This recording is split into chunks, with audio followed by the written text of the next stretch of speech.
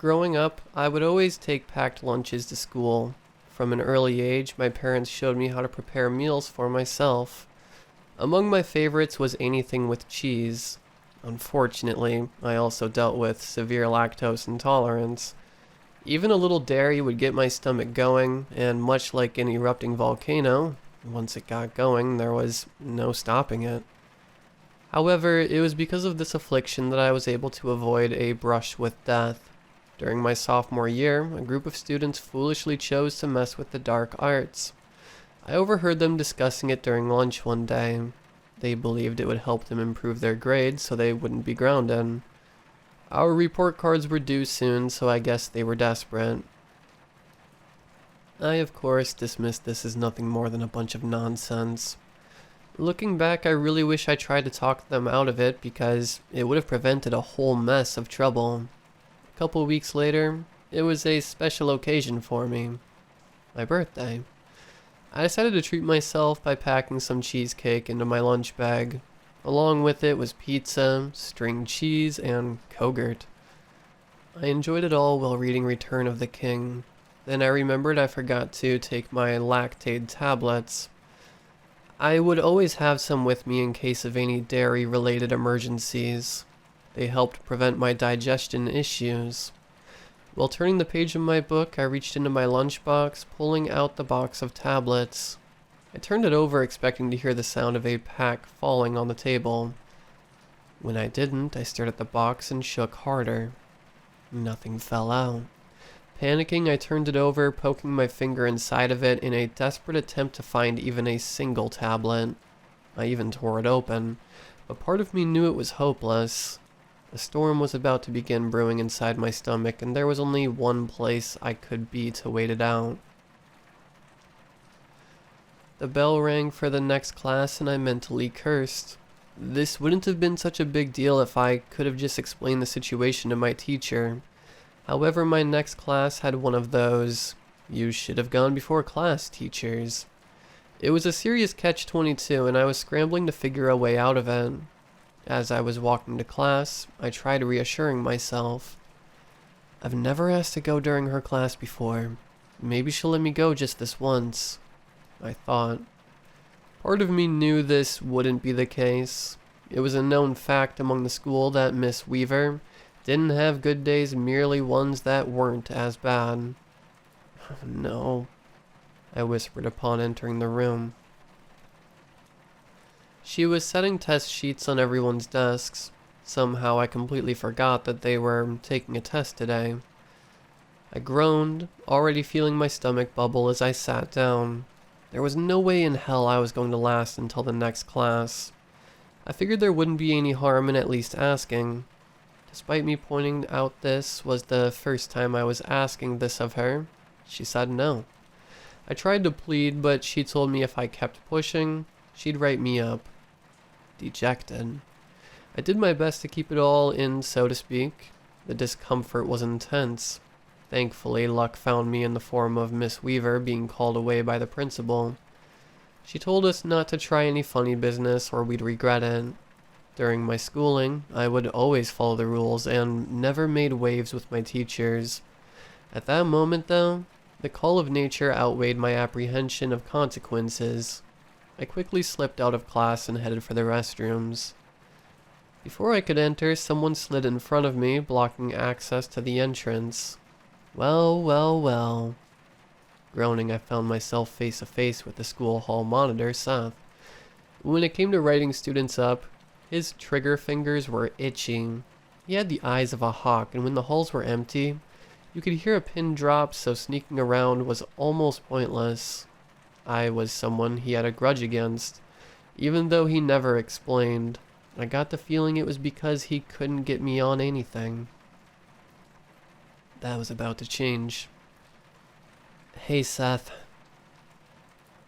Evan, he smiled. Why are you in such a hurry? My stomach bubbled again, causing me to wince. I'm dealing with a bit of a bathroom emergency. Oh, I see. And I assume you got permission to leave class? He already knew the answer to that. Not exactly, I confessed. He tisked, shaking his head. Then you can't be out of class right now. Dude, just give me a break this one time, will you? I'm doing all I can to keep the dam from bursting, if you catch my drift. The only thing I'm catching now is you for breaking the rules, and the only thing you're about to catch is a detention after you get back to Miss Weaver. Without even thinking about it, I brought my knee up, hitting his crotch and making him drop to the floor in a fetal position. I jumped over him and went into a stall. I'll have you suspended for that. He scrambled after me while getting back to his feet.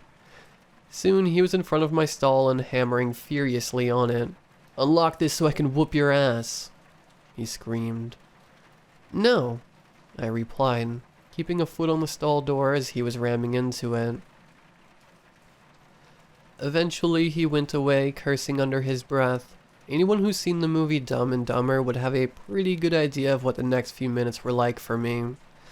Now sweating from the ordeal, I made a mental note to always make sure I always have Lactose tablets on me. I wrinkled my nose at the smell and wiped some sweat off my forehead. I was actually starting to nod off when I heard a concerning noise from outside the bathroom. I sat up, listening closer. It was a loud, guttural sound. My school was located not too far from the woods, so I thought a bear must have wandered in somehow, thinking that I figured the safest option would be staying put. As time passed, it dawned on me that it would be pretty improbable for a bear to just wander in without being noticed beforehand. The noise came again, only not alone.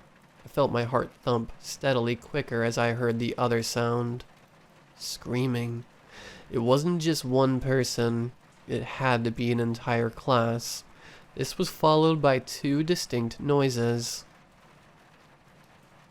The first of which was akin to someone breaking several large sticks in half at once. As for the second, it sounded like several bodies hitting the floor. At this point, my oh shit meter was in the red. Then I remembered my phone. I dialed the police and explained the situation. They told me they'd be sending help right away. I could only hope that they got here before whatever was causing all this trouble reached me. To my dismay, I heard the thudding of heavy footsteps. I shrank back as they got closer.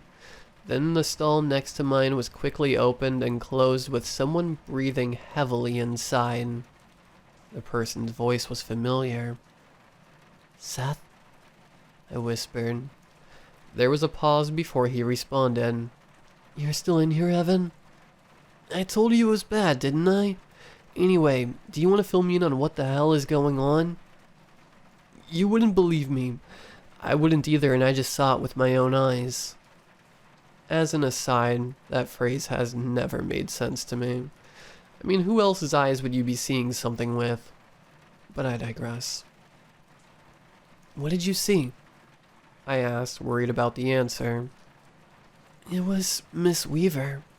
I don't know what's wrong with her. She was attacking everyone. I saw her lift two students like they were nothing and throw them at the wall. Do you think they'll be alright? No, I heard their skulls crack. We tried to run, but she was fast. There was so much blood. I don't understand. How could she do this? She's just an old lady. That's what I thought too. I only managed to escape by hiding in here. Wait, do you hear that? I perked my ears and they were met with the sound of skittering. I've seen enough horror movies to know that couldn't be anything good. You moron, I hissed. You let her hear. Just shut up. Maybe she'll go away. Miss Weaver came crawling into the bathroom. We waited with bated breath, hoping she'd go away. This is it, I thought, trying to keep my stomach from bubbling.